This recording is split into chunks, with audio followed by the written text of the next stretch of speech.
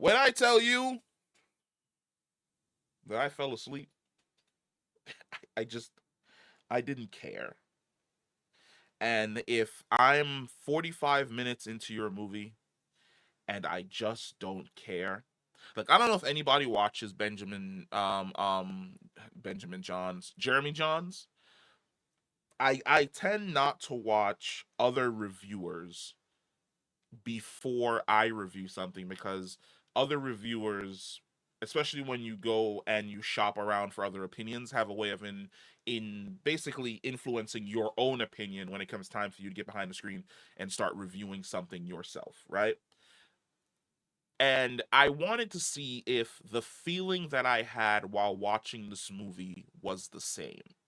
So, I went and I watched Jeremy, and Jeremy Johns talks about the fact that it felt as though this movie was way longer than it was, where you would sit down and you would feel as though you just watched a bunch of stuff, and then you would look at your phone and only 10 minutes had went by, but it felt like 45 minutes had went by. And I started to realize that this movie was so boring, didn't care about the action scenes, didn't care about the story that was being told. Um it wasn't really humorous. It was that annoying early 2000s humorous where characters use one type of humor 1 minute and then they flip it around and are suddenly shy and guarded in regards to that same humor in like another minute, which he does say something that Jeremy Johns does say something that I absolutely fucking agree with, which is that Claptrap spends the majority of a sequence for like 20 minutes shitting bullets. And it is very much pushed in your face that he is shitting bullets. And then all of a sudden, when he's actually injured and he needs to be opened up to be repaired, he's suddenly shy. And it's like, well, what are you shy about? Lean into that form of humor where, like, they're working on Claptrap and he's like, I've never had somebody this deep in my guts before. Lean into that shit. Don't all of a sudden swap the humor around or swap the personality around in some way, shape, or form. I really do feel like this film was shot rated R, and then somebody went, like how a rap artist might release a song and you'll get the regular version on YouTube, or you get the regular version on Spotify, right, or on SoundCloud, and then when it goes to radio it has to be the clean version. This film is the equivalent of, and I don't usually drop the N word on the channel, but I don't know why this is stuck in my head. I think I saw a TikTok with Gary from SpongeBob earlier, but it's basically the equivalent of them shooting a rap video and it's like nigga nigga nigga nigga nigga nigga nigga, I'm 100% nigga. And then later on when it goes on the airwaves, it's like boy boy boy boy boy boy boy, I'm 100% that boy. That's what this film feels like.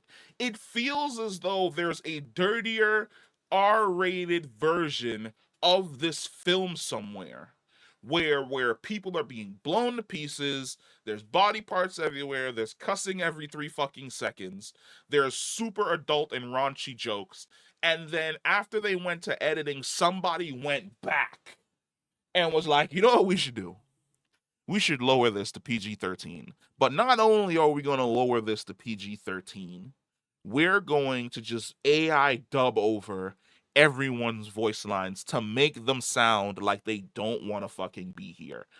The When you're watching a film and the actors don't look like they want to be in the film, you don't want to be in the movie theater.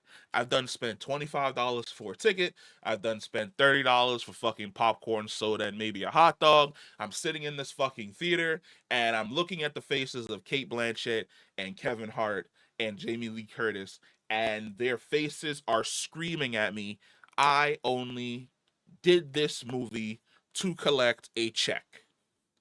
And it's like, well, damn, like no type of energy, like no type of hype. And I know Kate Blanchett can have absolute fucking fun because when she was playing Hella, she was having a ball. Like I know Jamie Lee Curtis can have an absolute fucking ball because she did so in Everything Everywhere All at Once. I know Kevin Hart can be the guy who has absolute fucking fun because we've seen it in Jumanji. None of that energy is here. Where did that energy go?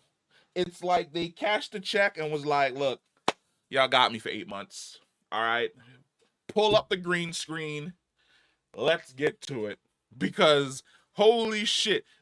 If you remember like that one green screen sequence in Black Panther against the waterfall, where you're like, oh, like I know it's really, really probably dangerous to build scaffolding and then stick people on that scaffolding in order to get that shot. So probably having people dance in front of a green screen and then taking that person and just splashing them or shrinking them down and sticking them in a specific area is probably the direction that they chose to go in for this specific shot.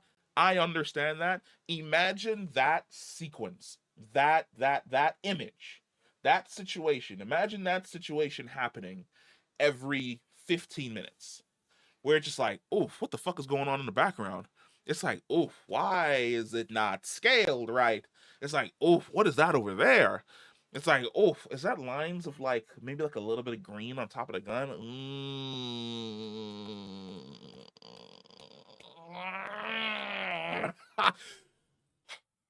I hate my time being wasted.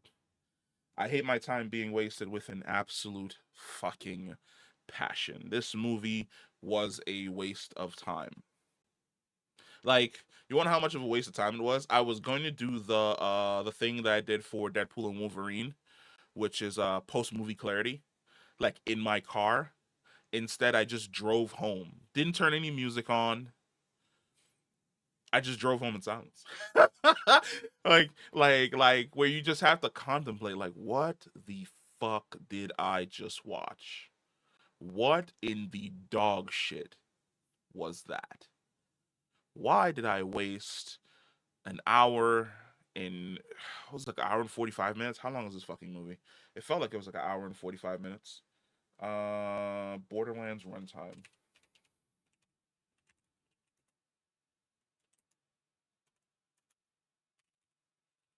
An hour and 40 minutes. Yeah. Like why did I waste an hour and 40 minutes? I should have wanted to go see Twisters. That's what I should have really wanted to go see. I should have wanted to go see Twisters. You know what's crazy? When I walked into the theater, I remember when I walked into the theater, what is it? It's not a movie phone. It's is it Fandango? Is Fandango the ones that do like the anime features in movie theaters? It doesn't matter. When I walked into the theater, they were doing a showing of Howl's Moving Castle, and it caught me off guard because anytime they're doing a Miyazaki showing for any of his films, I typically go. Like I went last month to go see Ponyo, and I wasn't aware that this month they were doing Howls. But I remember I saw that, and I was like, "Oh, I'm so tempted to like go and see that." I should have went to go see that, even though I've seen Howl's Moving Castle like 30 something times. It's always a good time. That's always a good time. Princess Mononoke is always a good time. Castle in the Sky is always a good time. Ponyo is always a good time. I'd have rather seen any of the Miyazaki films that they were showing over watching this film, which is a crying shame because Borderlands does have the potential to be a really, really good series if they treat the characters correctly, if they approach the characters right. They did not approach the characters right in any way, shape, or form. The decision to basically include Tiny Tina and Krieg in the first Borderlands film when they don't really show up until Borderlands 2, and then Tiny Tina really doesn't show up until like I think halfway through Borderlands 2. It's like why? Why are these characters here? Why couldn't we have the original the original crew? If I remember correctly, we're missing hold on. Who are we missing? We're missing Mordecai and